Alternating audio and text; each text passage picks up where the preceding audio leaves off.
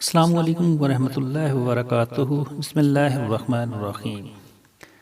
امام حنبل رحمۃ اللہ علیہ فرماتے ہیں، ایک دفعہ مجھے عراق کے کسی گاؤں میں رات ہو گئی۔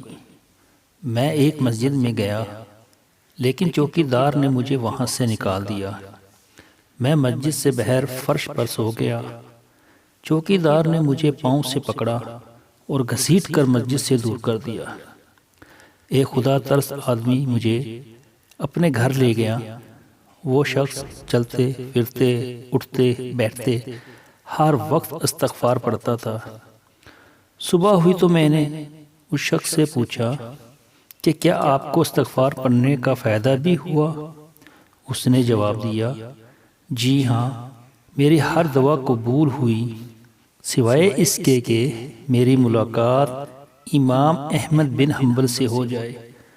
میں نے کہا، میں ہی احمد بن حنبل ہوں، اور تم دیکھو کہ مجھے کیسے گھسیٹ کر تمہارے پاس لایا گیا ہے۔